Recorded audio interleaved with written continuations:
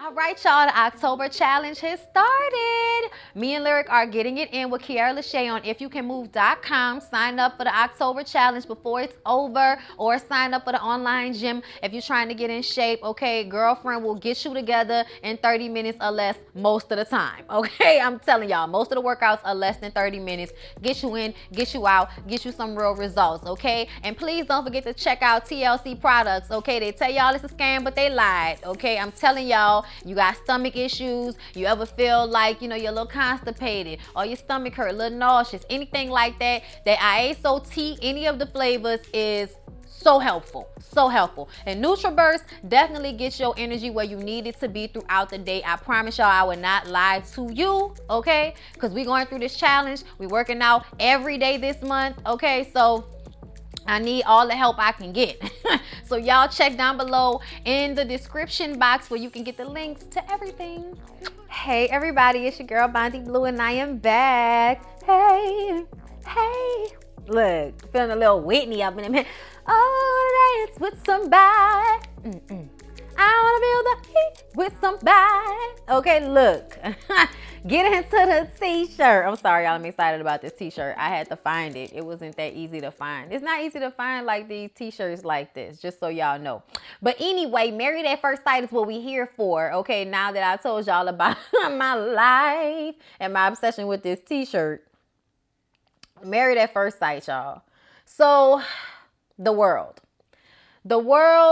has opened back up. Amani goes over to Olivia's apartment to help her pack up her things because you guys know last week Brett decided to leave. Okay, he was an asshole about it because that's the type of guy that he is. Okay, he's a jerk. But either way, they talk about how he hit her up and told her that she was allowed to date, as if she needed his permission. Dude, you already told me you wasn't trying to make this work. So you think I need your permission? You think I need further conversation with you in order to decipher when I can date other people? And then he hit her up, was like, oh, we can be friends or whatever. I was just like, whatever the situation is, he needs to just stay over there. Cut communication. Don't call me. We don't have nothing to say to each other because you didn't care about my feelings in no way, shape, or form when you told me no thanks to trying to work this out. So pish, posh, be gone. Okay? Be gone. Woody goes to visit Henry and he tells him about what happened with Christina. Y'all know Christina, in drunken rage that Henry, isn't all over her the way she would like for him to be. She says someone told her that he had a male lover and that he's really gay. And Henry is just like, that is complete and utter foolishness. Why would I come on this show to marry a woman if I was gay? I wouldn't go about it that way.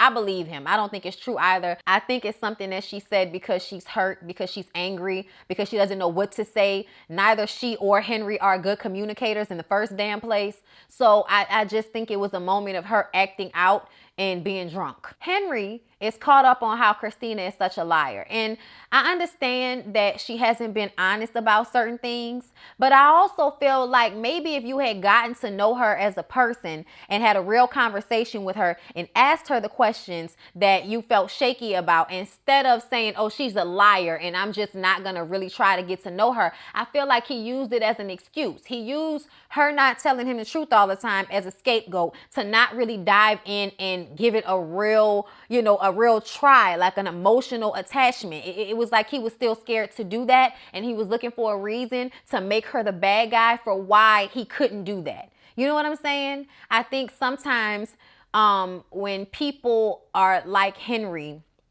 in a way that they are socially awkward, they sabotage relationships because they don't want to actually have to put themselves out there like that because they're so scared of rejection. Not to say that Christina isn't at all at fault, because I don't feel that way at all. I do feel like you need to be honest with people if you expect them to really try to make an effort to be with you. You also need to stop crying at the drop of a hat in order to invoke sympathy from people. Like, oh my God, it was just a lot. She uses her tears to deflect, and it was tiring to watch.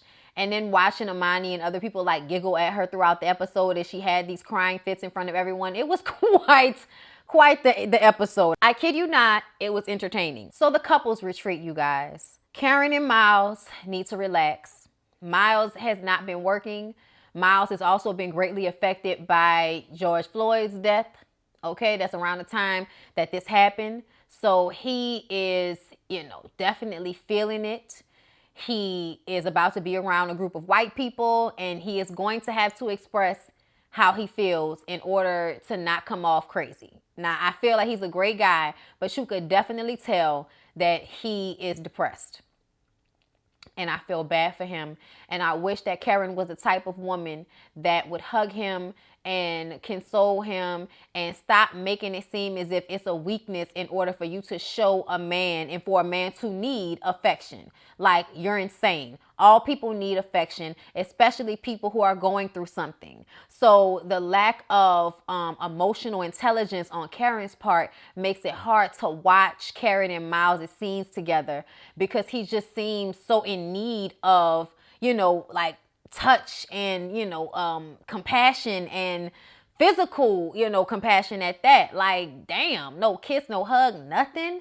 That just made me sad to watch him be like that and to see her not feel the need to respond to him. She needs to get herself together. Christina and Henry haven't really talked since their situation happened, and Henry thinks that Christina is just going to act like everything is fine in order to save face, because she knows that she was full of shit when she was talking about this man being gay. She says she doesn't really think he's gay. She said that she said it out of anger, of course.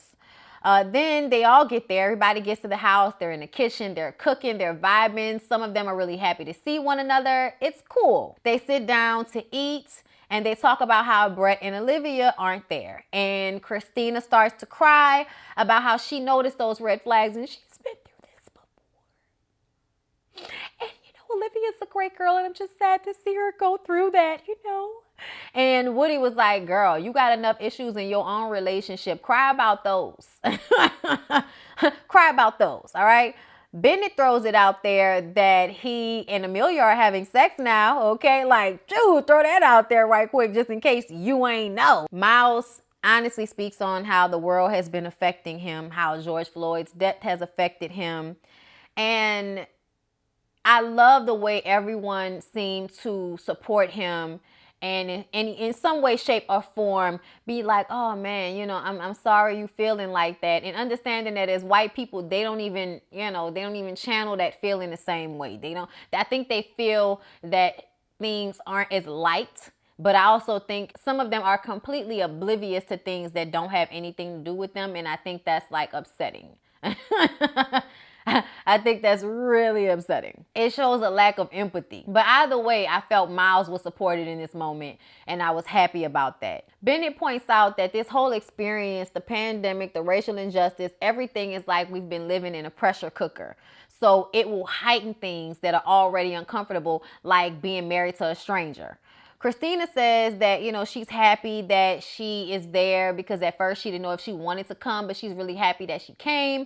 And Henry smirks like she's being full of shit. And I'm like, she might actually be happy to be around people because everybody's been quarantined. She might actually be happy that they're, enjoying each other's company. Like, it seemed like a vibe. And it's something that just makes me feel like he is trying so hard, like she said, to make her look like the bad guy, even though she's not honest all the time and she is kind of crazy. Like, I get it, but you're not perfect either. And we have to make all these concessions for your shit. But it's just, rake her over the coals and hold her to the fire for every little thing that she does without ever actually having a conversation with her. It's passive aggressive as fuck, and it's tiring to watch. Amani asked Henry how he's feeling, and he was like, trying to not answer the question. Then you can see Christina trying to answer. She was like, no.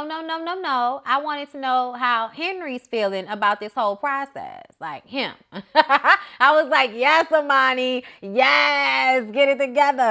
He talks a long time, but basically says that things aren't going as planned. Christina feels like now she knows that whoever she is married to in the long run, it has to be someone who wants her. And I'm like, that was passive aggressive, Christina, because who wants to be in a relationship with someone who doesn't want them? Like, where is that a part of the criteria? Let me go find someone who doesn't really want to be with me. Like, that doesn't even make any sense. Okay? Like, please stop. You really need to focus on what is important in those people. What do they want from you and what do you want from them? And you also need to listen to yourself when you feel like a red flag has, popped up. Pay attention to it, listen to it, and stop putting it off because you like the feeling of being with the person. Trust me, girl, I get it. It's hard. But you got to do what you got to do for your own betterment. And being in relationships with toxic ass men is not for your own betterment, no matter how it's dressed up and how much they pull your hair and make you feel sexually attracted to them. If they can't give you any emotional and mental stability, the relationship is shit anyway. So you need to learn how to focus on other things. She does say, however, that she's still hopeful, which what he says is bullshit. Like, it's over. Let it go. Karen and Miles played ladder golf together. She kicks his ass. She's still not affectionate. Cute enough scene. Amelia and Bennett read letters to their younger selves. Amelia writes a letter about, reading the box for the color dye so she doesn't have to walk around with black roots and orange hair for an entire semester. That's good advice. And then that one day she's going to go on a television show and marry a stranger, and she should go for it because he's great. He talks about not letting his friend see his Pokemon card so that he would still have it today because it's worth $20,000. And he's poor. So yeah. She felt sad that she was left out of his letter to his younger self. And he was kind of like, why would you be in it? Like, I like things to happen by surprise. You're a beautiful surprise, and I would like for it to remain that way. Which, I understand, but I also feel like one of the things about him is I feel like he is sometimes not, gonna always be so in tune with you because he's so everywhere else. You know what I'm saying? Christina, y'all. Christina cries through her letter to herself. Make, wiser decisions when it comes to who you spend time with. And I know, life is going to throw some hard punches at you and you aren't going to always handle it well. I was just like, oh my God, Christina, I know this is tough, but please, honey, let's get through it. Okay? Henry tells his younger self to manage his expectations, learn how to play guitar and sing. But don't have any regrets. And Christina is like really confused by what he said. I feel like y'all are both confusing. That's why we're all confused. When they separate the guys from the girls, Christina writes off Henry thinking she's a liar. Like, oh, he's just held on to this one thing without ever really saying anything to me. And it's just like, as time goes on, now I have to, argue with you about things that happened way at the beginning. Why didn't you say it at the beginning? Amani doesn't know what to say. She doesn't understand either Henry or Christina. And I agree with that. She thinks they may be in a better place. I don't agree. Bennett doesn't know what Henry is talking about when Henry is talking to them about how he feels about the situation, just talking in circles. Bennett asks Miles how he feels about staying with Karen, and Miles doesn't know. You know what I'm saying? He kind of talks around it, and I think he talks around it because she hasn't really been affectionate with him. So when he talks to Woody alone later on, he says how they haven't had sex, and how can I say I want to marry somebody if they don't feel safe enough with me to have sex with me? Like, how much do you need to know me before we can have sex? We done been together, 3 months? How long do we need to know each other? It's either going to happen or it's not going to happen. If you're not attracted to him, say you're not attracted to him, but don't make him think it can happen if it can't. And that's what she makes me feel like. She's just not into him in that way. Then they have a couples game night, which is really, really cute. Of course, Woody and Amani did really good. Karen and Miles did the best, surprisingly. And I feel like it's because Karen has forced them to really get to know each other. And he's also like an attentive person, so he's going to get to know her. And I think she's somebody that's just always paying attention to everything. So she's going to learn you because it's just how she is. So they did really well. Amelia and Bennett, not so much. And of course, Christina and Henry, not at all. Christina points out that she thinks that there is actually something there between Karen and Miles. And I wish we knew what it was.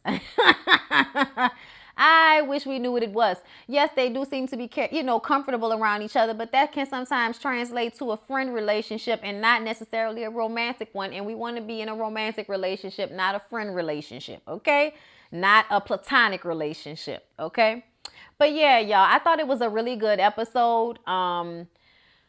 So glad that Brett was off the show. I'm kind of sad that Olivia wasn't a part of the trip. You know what I'm saying? But I get it. You know, it's time to move on. I'm glad she's doing that.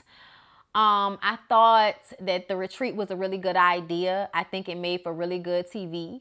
I think it also gave everybody an opportunity to like decompress, because you can tell everybody's been really stressed out. So this is an opportunity for everybody to just kind of have a good time. And I think it helped, because at the end of it, everybody seemed to be laughing and jovial and, you know, less tense in the shoulder area. So, you know, yeah, I'm here for it. I can't wait to see what happens next week. So please don't forget to like, comment, and subscribe to my channel if you have not already. I love ya, and I'll see you in the next one. Peace out.